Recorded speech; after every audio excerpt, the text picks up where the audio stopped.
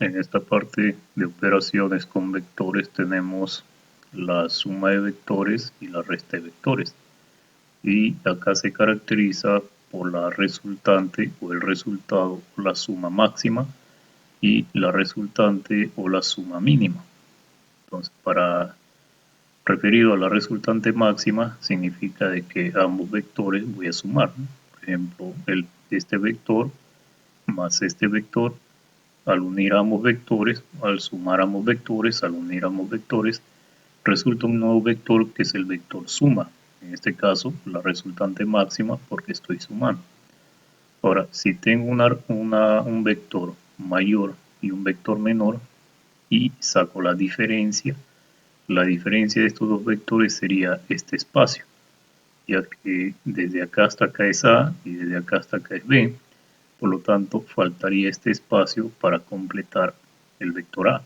Ese espacio que falta es justamente la diferencia. Y a esa diferencia se le llama resultante mínima, que se obtiene restando el vector A menos el vector B, en este caso. Por ejemplo, para hallar la resultante máxima de estos dos vectores, acá tenemos al vector A que mide 8 unidades y al vector B 6 unidades. Por lo tanto, la suma o la unión de ambos sería un nuevo vector llamado vector resultante, o en este caso la resultante máxima. Entonces, al sumar es una suma simple, sería en este caso 14 unidades. Estas unidades se podrían reemplazar con centímetros si es que estuviéramos midiendo con una regla o una cinta métrica. Entonces esta unidad podría ser reemplazada por el centímetro o por el metro o el kilómetro. Y el segundo ejemplo se refiere a la resultante mínima, es decir, yo tengo un vector mayor, pero este vector menor va en sentido contrario, por lo tanto se estaría encontrando una diferencia de esos dos vectores. Y esa diferencia es justamente este espacio que falta para completar el vector mayor. Entonces a esta resultante, que es la diferencia, se le llama resultante mínima. Entonces yo tendré que restar el mayor vector menos el menor vector menos el menor vector. Entonces la resultante mínima o este espacio sería de 2 unidades. Nuevamente esta unidad podría ser reemplazada por el centímetro o el metro. En este tercer ejemplo tendríamos ya la resultante máxima de estos dos vectores y la resultante mínima, pero lo que no tenemos acá son los dos vectores. Entonces sería la resultante máxima, que es la suma, y la resultante mínima, que es la diferencia. Entonces, pero no sabemos quiénes son esos dos vectores que suman y que restan, pero sí sabemos cuánto es la resultante máxima y cuánto es la resultante mínima. Por lo tanto, acá se genera un sistema de ecuaciones de dos variables, dos incógnitas. Entonces, podría resolver por medio del sistema de ecuaciones. Acá tengo el procedimiento de la resultante máxima y acá el procedimiento de la resultante mínima. Entonces se genera un sistema de ecuaciones y podría resolverlo de esta forma. La suma de estos sería 60 unidades. La suma de las A sería 2A, pero acá B se resta. Si no hay frente se restan y se anulan.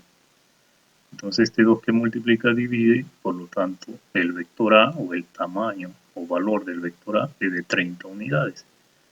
Si el tamaño, el valor del vector A es 30 unidades, ahora ¿cuánto es el tamaño del vector B? Entonces diríamos, trabajaríamos con esta parte. Entonces diríamos, como A es 30 unidades, ¿cuánto vale B? Como es una ecuación, este 30, ¿no? Al cambiar el lugar, cambia de signo, tenemos una diferencia. Por lo tanto, el tamaño o el valor del vector B sería de 14 unidades. Entonces, acá tenemos los valores o las medidas de ambos vectores, el de A y el de B. Podríamos comprobar, por ejemplo, como A es 30 y B es 14, la suma es 34. Resulta con esta comprobación. en esta parte de dos vectores concurrentes porque hay un punto de coincidencia con respecto al punto inicial, al punto de inicio de ambos vectores. Ambos comparten el mismo punto inicial, por lo tanto se dice que son concurrentes en este punto para el vector A y el vector B. Pero el vector A y el vector B tienen un espacio. Este espacio sería el ángulo. O sea, entre A y B hay este espacio. Este espacio está ocupado o está representado por el ángulo entre ambos vectores. Entonces, acá se genera también una suma de vectores, pero esta suma de vectores es diferente a la suma de la resultante máxima.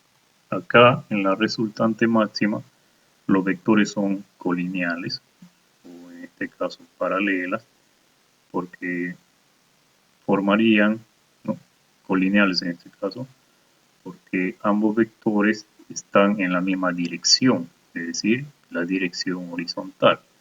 En el caso de la suma, ambos van hacia la derecha, al mismo sentido, y en el caso de la resta, también se encuentran en la misma dirección horizontal, solo que uno va a la derecha y el otro a la izquierda, por eso hay una diferencia.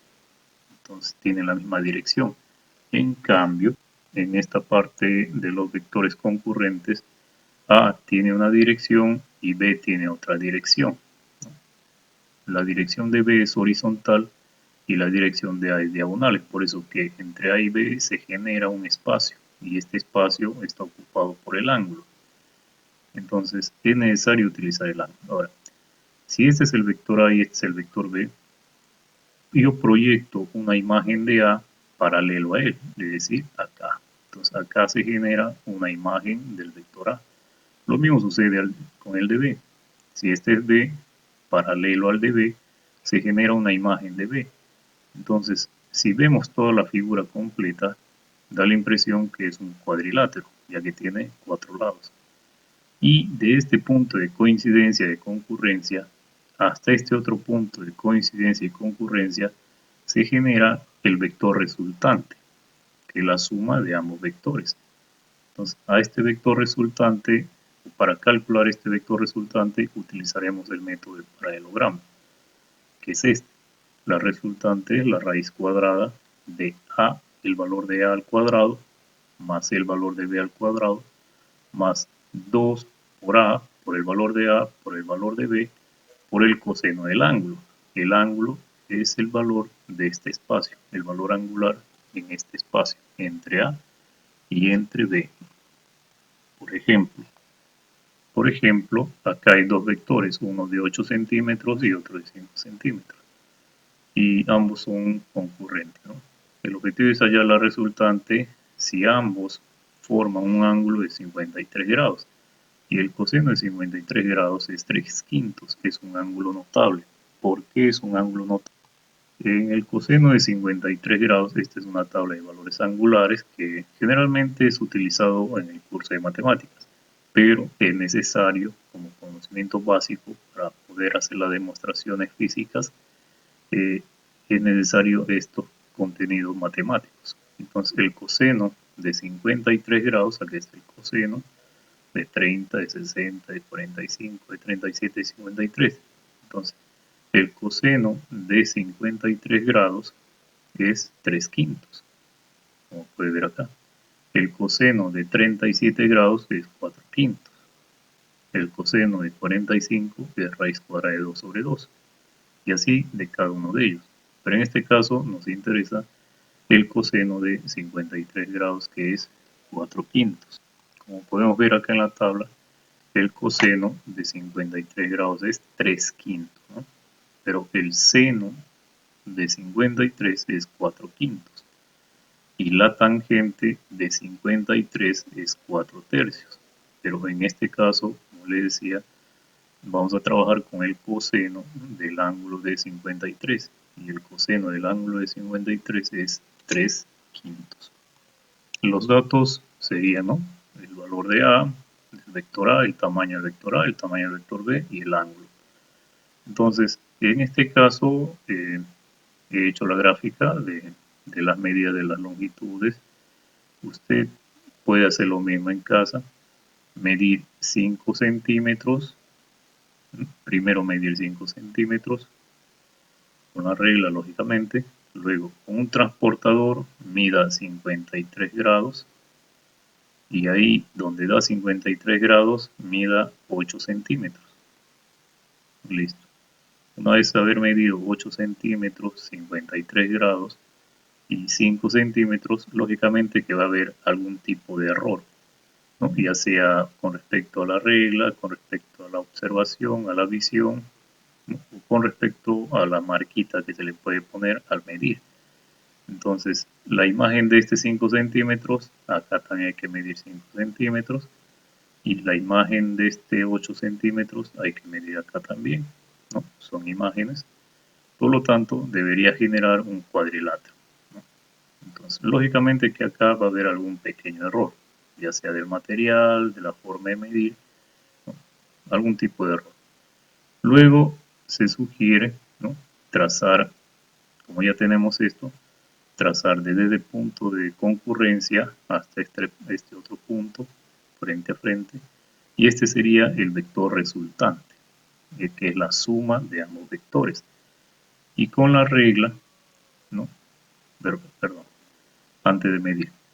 Ahora, pero así como está, parece una simple figura geométrica, pero estamos trabajando con vectores. Entonces, lo que caracteriza a los vectores son las flechas, ¿no? La gráfica de un vector es una flecha. Así que como este es el vector A, vamos a ponerle una flechita. Como este es el vector B, vamos a poner una flechita. Y como este es el vector resultante, también una flecha. Entonces ahí ya tenemos formalmente los vectores AB y la resultante. Entonces, es necesario hacer este cuadro para ver cuánto de error vamos a cometer o hemos cometido en este trabajo. Entonces, a este procedimiento que se ha hecho en medir con la regla y con el transportador se le llama experimental, porque se está haciendo, se está midiendo, se está utilizando un material. Por lo tanto, es un proceso experimental. Entonces, la resultante, el valor experimental de la resultante, es decir, de esta línea, lo que yo he medido a partir de estas otras medidas, lo que he medido en esta resultante, he podido medir 11.7 centímetros. Eso es lo que he medido, ¿no? Realmente, ¿no? En forma experimental, porque he utilizado la regla para medir esto, la regla para medir esto, el transportador para medir el ángulo y la regla para medir esto. Entonces, al medir esto, he medido, pude ver que en la regla veía 11.7 centímetros. Entonces, ahora, ¿cómo sale todo lo demás? De la siguiente forma. Como esta es la fórmula de la resultante para dos vectores concurrentes, el valor de A es 8 centímetros, el de B es 5 centímetros, ¿no? Y reemplazamos ahí. El ángulo es 53 grados. Entonces, 8 centímetros al cuadrado, aquí está. 8 al cuadrado, 64. Centímetro al cuadrado, centímetro al cuadrado. Lo mismo sucede con este. Y ahora acá. 2 por 8 es 16. 16 por 5 es 80. Centímetros por centímetro, centímetro cuadrado. Y el coseno de 53, tal como lo hemos visto acá, es 3 quintos. Entonces el coseno de 53 es 3 quintos. Multiplica. Entonces acá podemos sumar estos dos, que sale este resultado. Y acá hay una multiplicación y división. Podría ser 80 por 3, 240, entre 5, 48. O podría decir 80 entre 5, 16 por 3, 48, sale lo mismo. Luego, la suma de estos dos, sale este, 137 centímetros al cuadrado. Ahora, la raíz cuadrada de 137 no es exacto. La raíz cuadrada de centímetro al cuadrado es centímetro. Y como acá no es exacto, voy a utilizar un valor aproximado con 3 cifras decimales, en este caso. Porque acá sale mucho más, pero se sugieren 3 cifras decimales. Entonces, este resultado es el resultado de la resultante real, o sea, es el valor real. ¿Por qué? Porque estoy utilizando la fórmula y de acuerdo a la fórmula he podido calcular este valor aproximado, 11.705 centímetros. En cambio, este es el experimental. ¿Por qué? Porque he utilizado una regla y un transportador para medir A, B y la resultante. Por eso, el valor experimental de la resultante y con mi regla, he podido medir 11.7. Pero acá, el valor real con la fórmula sale aproximadamente 11.705 con 3 cifras decimales. ¿Cómo calculo el error absoluto? La fórmula para el error absoluto es el real, que sería este, menos el experimental, que sería lo que he medido con la regla, que es este, entre el valor real mismo, que sería este.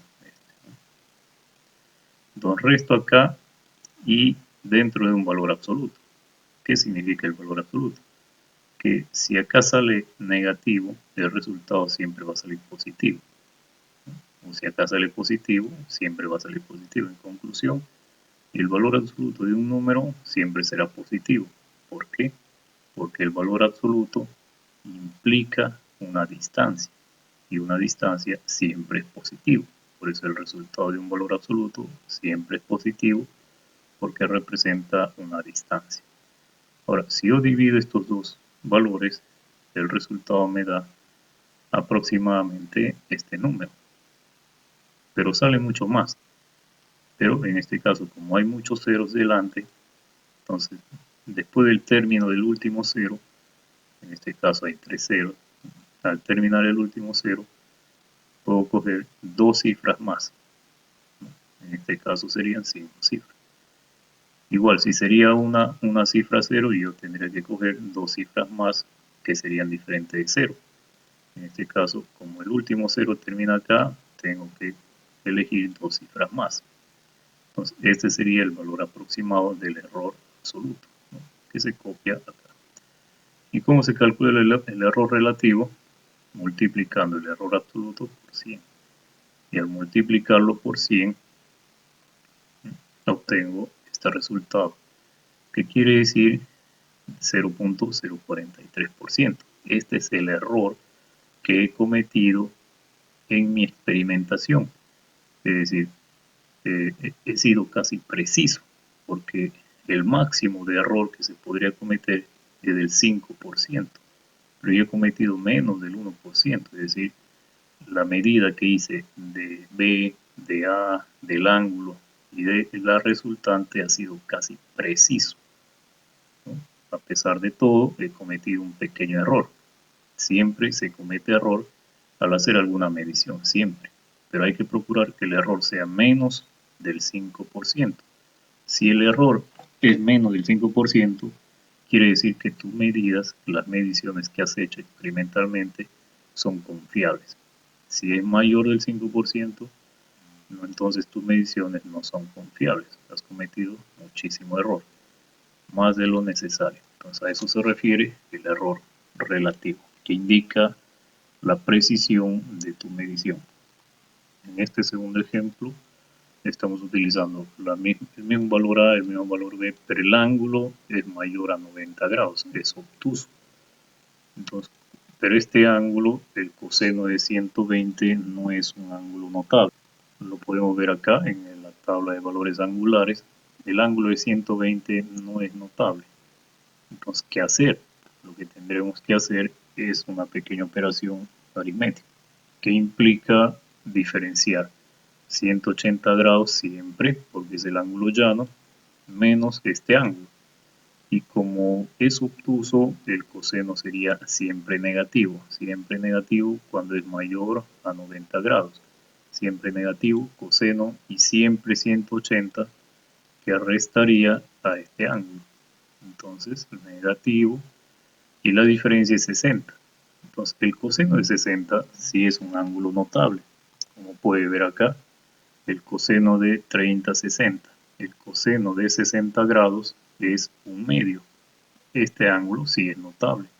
Por lo tanto, vamos a trabajar con este valor. El coseno de 60 es un medio. Pero como es negativo acá, entonces sería negativo un medio. Entonces los datos serían el valor del vector A, el valor del vector B y el ángulo.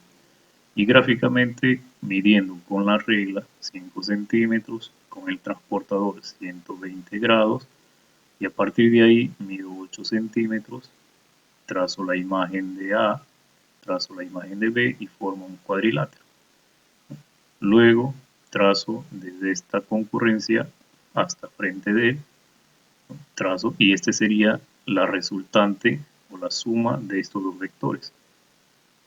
Y tendría que calcular, pero este sería un simple dibujo geométrico, pero para diferenciarlo de un vector, lo hacemos o le ponemos una flechita en cada uno de ellos, el vector A, el vector B y el vector resultante. Pues ahora sí son vectores, que tienen esa característica gráfica.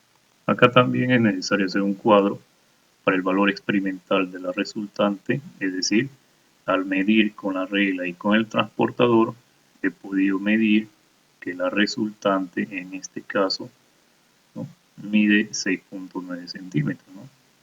He podido medir con la regla, al hacer estas mediciones con la regla y con el transportador, he podido medir acá 6.9 centímetros.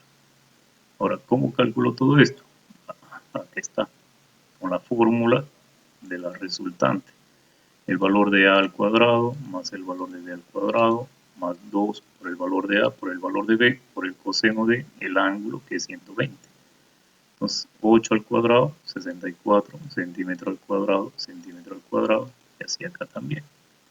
Entonces 2 por 8 es 16, por 5, 80 centímetros por centímetro, centímetro cuadrado. Y el coseno de 120, tal como se ha indicado por acá, es, en este caso, negativo 1/2. Entonces, negativo 1/2. Entonces acá se podría sumar, pero acá tengo que multiplicar. Entonces podría decir 80 por 1, 80, entre 2, o la mitad sería 40.